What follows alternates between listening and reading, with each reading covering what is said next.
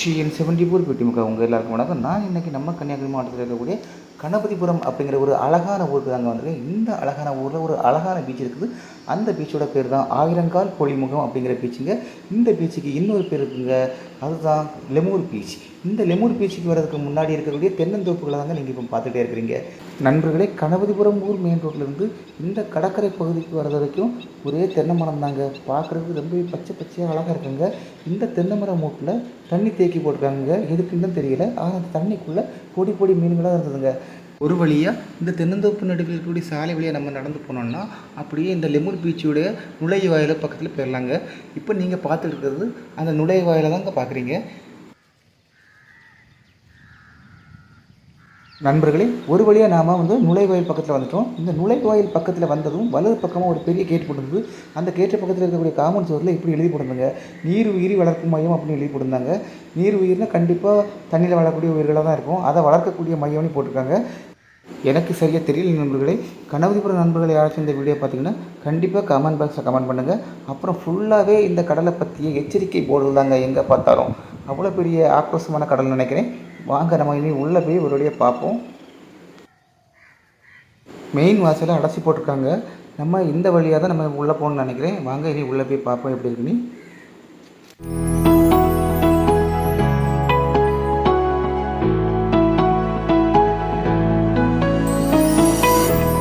நண்பர்களே, உள்ளே போனதுமே ஒரு வலது பக்கத்தில் கருத்த கல்லில் கட்டிடம் ஒன்று இருக்குதுங்க. என்ன கட்டிடம் நான் பார்க்குறேன், குடிக்கிறதுக்காக பைப்பெல்லாம் வச்சு செட் பண்ணி ஜம்முன்னு வச்சுக்காங்க. பாருங்கள், உங்களுக்கே தெரியும். 4-5 பைப்புகள் இருக்குங்க. தண்ணி தாகத்தோடு யாரும் இருக்கக்கூடாதுங்கிறதுக்காகவே அவங்க செட் பண்ணி. தர்மசாஸ்தா கோவிலுங்க, அதாவது ஐயப்பன் கோவிலுங்க. இந்த ஐயப்பன் கோவில் இந்த கடற்கரை பக்கத்தில் தாங்க இருக்குது. ரொம்பவே அழகாக இருந்தது பார்க்குறதுக்கு. உங்களுக்கு பிடிக்கும்னு நினைக்கிறேன். இனி நம்ம இந்த கோவில் முன்னாடி இருக்கக்கூடிய படிக்கட்டு வழியாக தாங்க நம்ம உள்ளே போகணும். அதுக்கு முன்னாடி இந்த காமண்டை பார்த்துருக்கீங்களா?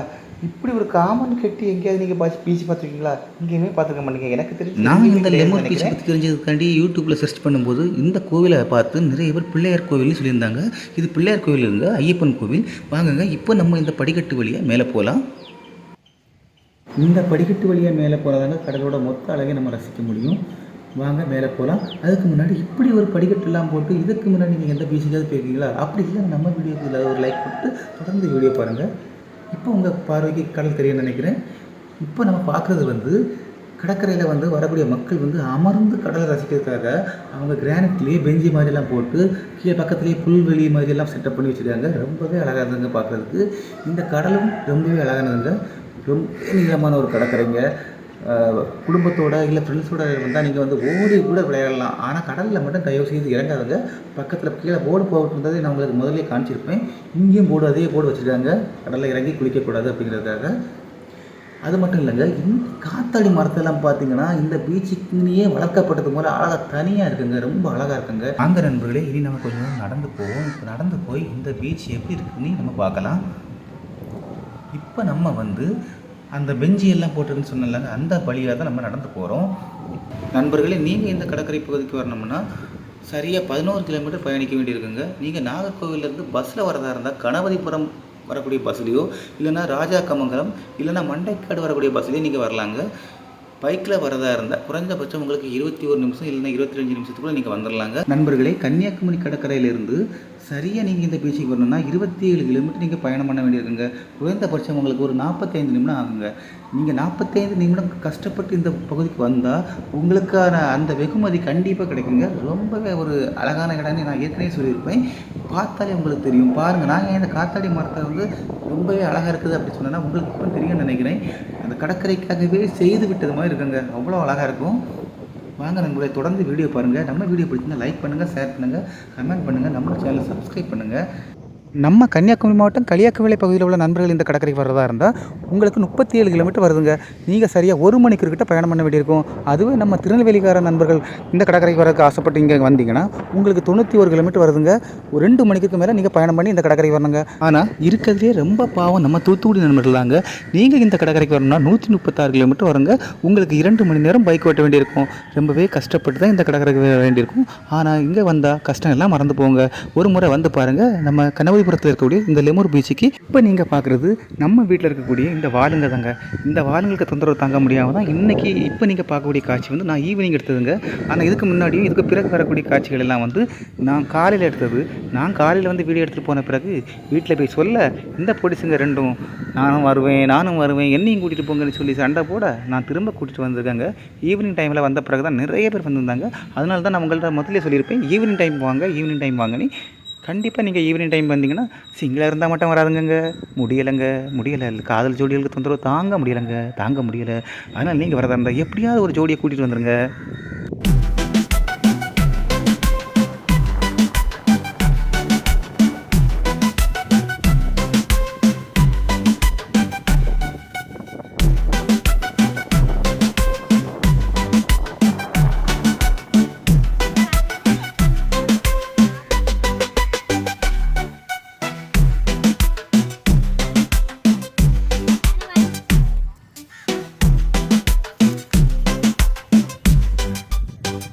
நண்பர்களே, இந்த கொடி தெரியுதுல, ரெட் கலர் கொடி, இங்கே வரைக்கும் கடல் அலையை வந்திருக்குது. அலைகளை நான் காட்டுறேன் உங்களுக்கு, எவ்வளோ வேகமாக அடிக்குதுன்னு பாருங்கள். செம்மையாக இருக்குதுங்க. நீங்கள் இந்த லெமூர் பீச்சுக்கு வந்திருக்கீங்கன்னா கமெண்ட் பாக்ஸில் சொல்லுங்கள். நான் உங்கள்கிட்ட பேசிக்கிட்டு இருக்க டைமில் தாங்க பயங்கரமாக அடிக்குதுங்க. அலை பாருங்கள் எப்படி அடிக்குது பாருங்க. அதனால தான் நம்மளை வந்து உள்ளே போக விடாமல் நம்மளை வந்து அவங்க டேஞ்சர் பகுதின்னு அறிவிச்சிருக்காங்க. கொடிகள் எல்லாம் நாட்டி இதுக்கு அங்கே போக விட மாட்டாங்க. போனாங்கன்னா உடனே வந்து இங்கே இருக்கக்கூடிய செக்யூரிட்டி எல்லாம் வந்து சத்தம் போடுறாங்க. யாருமே போகலை.